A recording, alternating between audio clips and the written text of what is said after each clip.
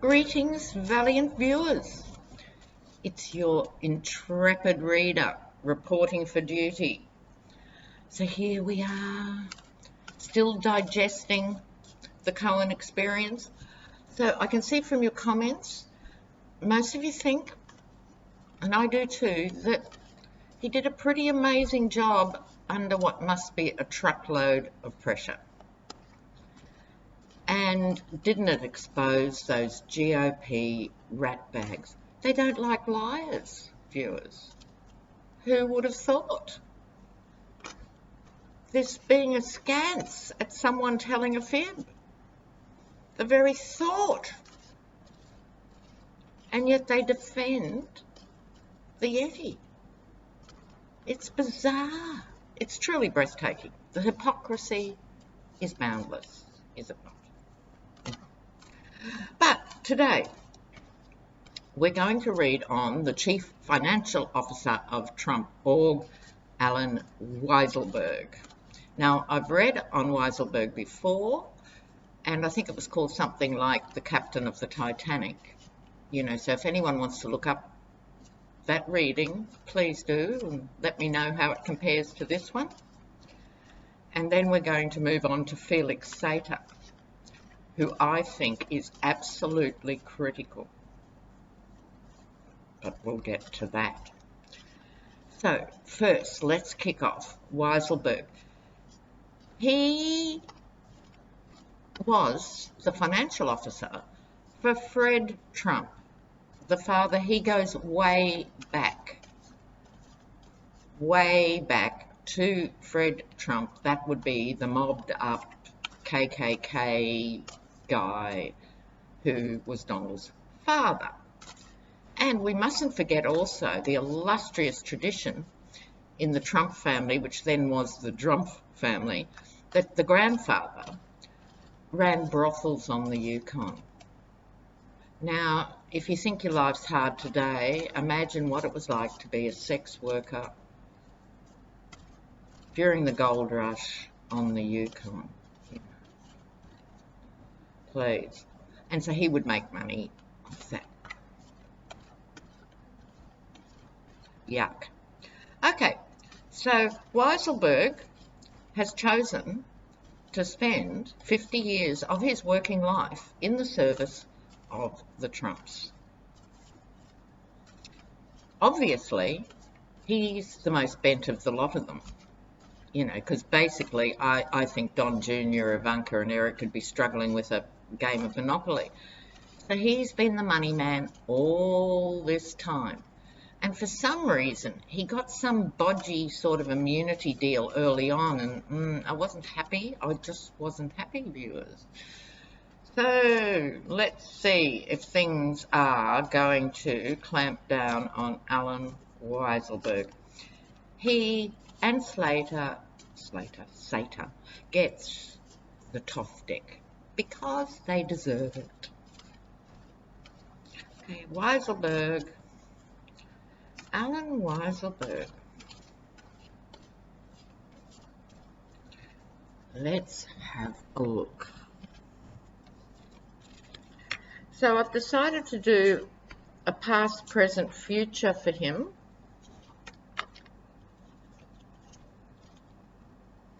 It gets big cards. All right. Now on top, his signifying card, the Princess of Cups. It is in the Toff deck. Now, I've got a fondness for bats. I grew up in a place where there were millions of fruit bats and they used to scream over the house every night. I've got a fondness for bats. But you notice this bat wing imagery here.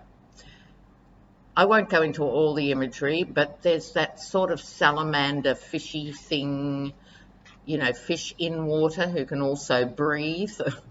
Very, very strange creatures. Okay, so the Princess of Discs is the Princess of Cups is a card of emotion. Cups are always emotion, but we forget They are also about imagination and creativity. And you'd have to say, for Alan Weisselberg, who's the one behind all this stuff, just a digression early on, viewers. Didn't you love AOC? You know, what she did, yet again, was cut to the chase, was very well prepared, and she asked those really straightforward questions like, does Trump inflate the value of his properties for insurance? Yes, was the answer. Does he minimise his income from these properties for tax purposes? Yes, said Cohen. Not a surprise, of course. Most people who are wealthy and can afford people to play games with their income do this. However, I think we're all getting a little bit sick of it. I'm sick of hearing these people have legal loopholes. We'll close the legal loopholes. But in terms of this, the person who orchestrated all of this was Alan Weisselberg. So he's heart and centre of it. In the past, what was happening? Love. So it worked for him. He could pay himself what he liked, because if he's a bent accountant, I'm sure he paid himself over and above whatever his actual income should have been from the organisation. So ha ha ha. So it was a love affair in that sense. It worked for the Trumps and it worked for Alan. Ace of Wands. He was the one you had to go through and get it passed. He was very powerful, is very powerful. Why didn't he resign when Trump announced his campaign? If he wasn't also one of the greediest men on the planet, he would have. But you know what? He thought he'd hang around another few years and see what he could make. Ooh, yuck. That's not the psychic talking, that's just an observation. But powerful. The Ace of Wands was powerful, and he initiated, well, aces are about initiating, he initiated endless schemes. So it was a very successful arrangement. However, now things are getting a bit prickly. Right now, he gets the Princess of Discs, which is similar to the Queen of Pentacles in many ways. If you just look at the imagery on here with all these antlers moving in different directions, in a way, this is circling round the money.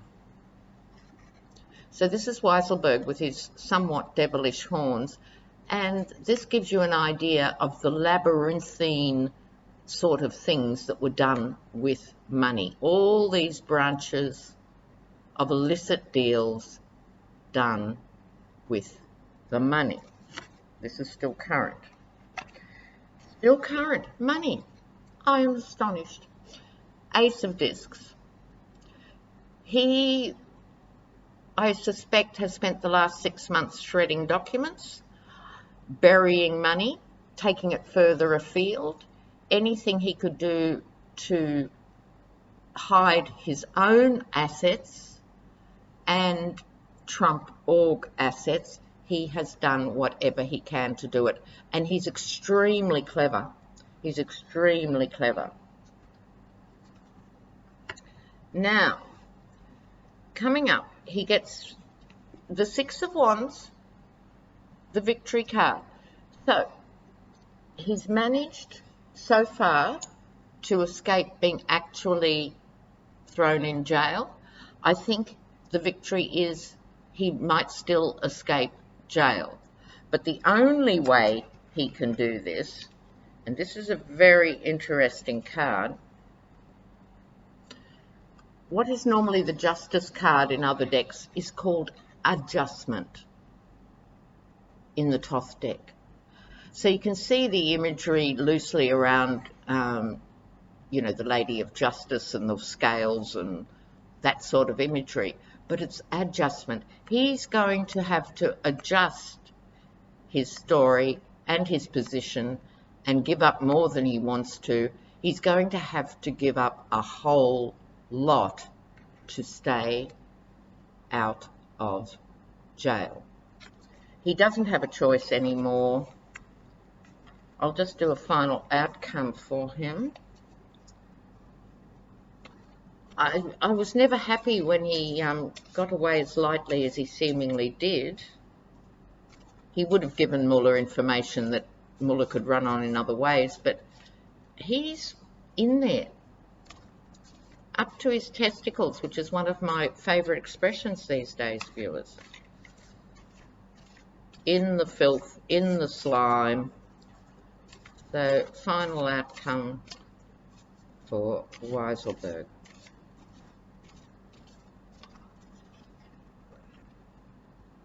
Oh, abundance, he gets a good card. He gets a good card. I don't see him going to jail. Damn.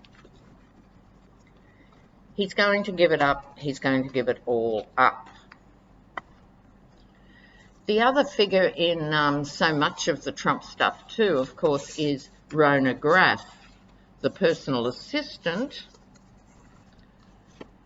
And I think she's already given testimony behind the scenes. I'll do an update on Rona sometime soon. Okay, now,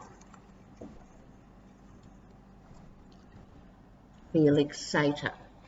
Those of you who have been with me since the beginning may remember a year ago, more, I said in at least 3 videos, remember the name Felix Sater. Then I'd say it again. Felix Sater is the key. Don't forget Felix Sater. Why was I so fixated on Felix Sater?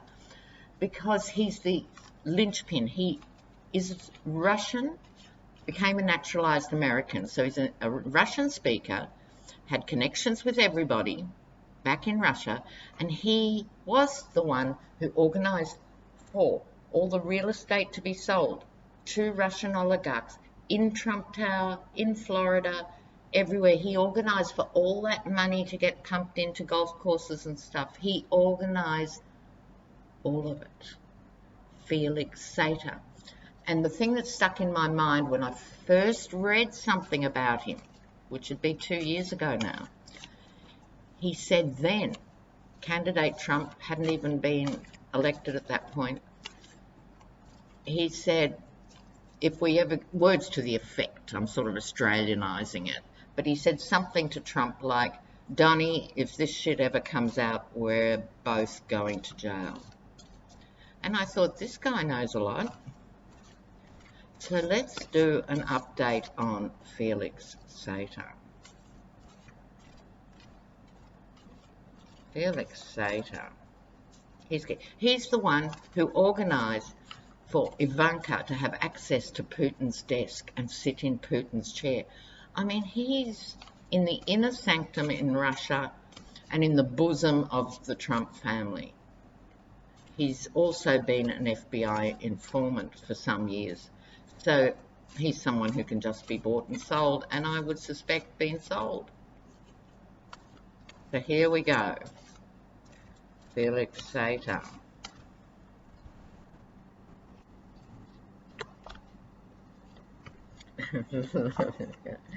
Yes, oh dear, oh dear, oh dear. Well, viewers, let me share this with you. Just like Weiselberg, this love affair, this is the Gemini aspect of Trump, the nice Trump and the ghastly Trump and everything. People love him or hate him, very few in the former camp, but again, this is speaking to love. Okay, it's speaking to love. They were very, very, very close. This union in the Thoth deck is also interesting because there's a black child and a white child, and a black prince and a white princess. There's a duality here, and it speaks to it, their relationship. It's like the odd couple. Remember the odd couple? It's like Trump doesn't actually have friends. He has acquaintances. He has pals who do him favours, and he does favours on occasion. But I think they genuinely liked each other. And in the past, this is the past, wow, it worked. The sun, Really good. They made a fortune together, or several fortunes. This is the hundreds of millions of dollars. Remember when Donald Jr. famously said at the real estate conference, "We get so much money from Russia. Russian money's pouring in." Okay, this was because of Felix Sater. He saved the collective Trump asses on more than one occasion and kept bailing them out by getting more oligarch money. It was a win-win. He wasn't just being Mr. Nice Guy for nothing. He was rewarded by the Trumps and the oligarchs, right? So it was sweet. However, what's underpinning this reading is the sword of justice, the sword of truth, piercing through, revealing the light. The game is up. So here, look, there's also, I love this, the Wheel of Fortune outcome, it can't be stopped. What's over the top? The Death card. So if you look at this very clearly, here comes Mullah galloping in, dun, dun, dun, representing the end of this filth, slime, and corruption. Thank you. And it's destined. And it's destined. The Wheel of Fortune. Well, I couldn't be happier with that. I'm not so happy about Weiselberg. But Felix, he'll get time off this inevitable sentence, I think, because he's been an FBI informant before. But maybe that'll work against him too, because he's obviously played two sides against the middle. All right. So, I've got a few minutes left. So a bit of gossip. I think we need to lighten up with a bit of gossip. This wouldn't be light under other circumstances, but given the hell that most days are now, I've been asked often, is Melania a Russian plant? If so, she's a cactus. I mean, really, weirdest woman ever. And I've brushed it aside a bit. Excuse me while I have a sip of my drink. And there's two reasons I've brushed this idea aside. One is I'm not actually into conspiracy theories. Truth is weird enough. Truth is complicated and bizarre enough. So I thought, oh, maybe it's a bridge too far. The other reason is, frankly, I don't care enough about Melania to spend any time on it. But it hasn't gone away as a story. And the other thing is, should be a reading in itself, really, the Maria Butina revelations. There were more honeypots sent over. There are more Russian operatives who have embedded themselves in the GOP.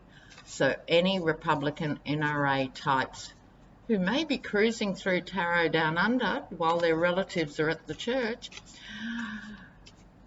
be afraid, be very afraid. If your girlfriend, mistress or wife has that particular profile, I'm just a Russian student. I'm just a Russian model. I'm just a Russian over here for a good time. I'm just a backpacker. Look out.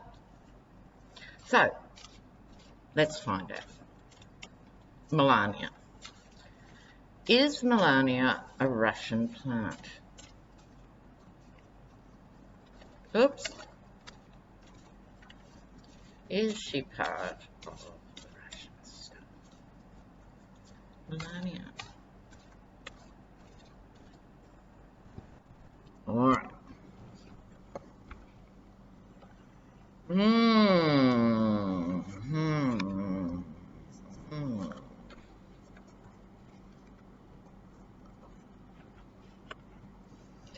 Oh, wow. Wow, viewers.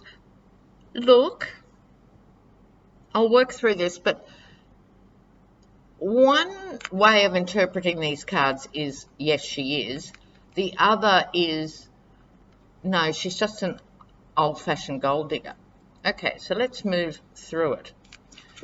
At her centre, the Seven of Swords. In the Thoth deck, this is called futility. Wait till I move this screen up a little bit. Futility. It's interesting as her main card. Has her assignment been futile? Or her time as First Lady been futile? Or what is the futility about? Well, behind, in the past, the moon, lies, deceit, going undercover. Underneath the reading, the Five of Cups, disappointment. What is her overarching card? Gain. That's why I think she might just be a gold digger, right? After gain, after making money. So I think you've got here futility and disappointment in her gain. So, and out come the universe, the world card. Possibility. It's not clear. What is clear is whether it was just her agenda as a gold digger. I'm going to go to America and hook a rich husband, and I just don't care what that means. I'm going to do it. She was disappointed in that, and this futility card. The universe, the world, that's the end of a cycle. Let's draw one more. Melania. Because the thing about the world card too implies overseas, but that could just be that she's born overseas. Doesn't mean she was directed from overseas. Melania is a Russian spy. Melania.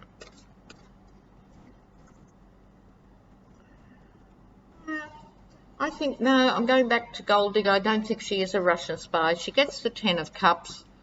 Normally, you know, fulfillment of hopes and wishes and good things. That's obviously not her reality now. I think it's next to her gain card, which means she did. This is what she set out to do.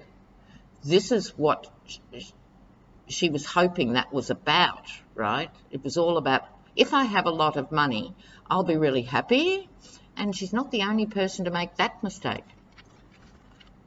Then she had the futility and the disappointment. So I'm not seeing spy here, guys. I'm not seeing spy. I think she's just old school. Old school. I've never understood that as a life ambition. I'm just going to marry a rich guy. I don't care if he's a bullying beast. I don't care if he's a yeti. If he has money, I'm falling into his arms. Can I sympathise? Not really. Okay, so much more to cover, but there's your update for now.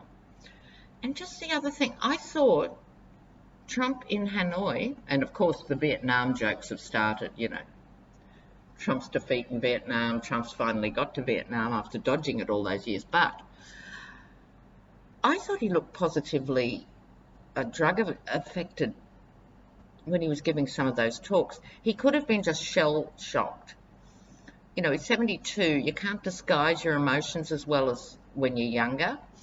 He could have just been shell-shocked with the Cohen stuff. But he really looked like a poster for the opioid crisis. Maybe that should be the next step. President for the opioid crisis. Except he's not into opioids, he's into the other. Love you guys. Keep the comments rolling. Bye for now. Ciao.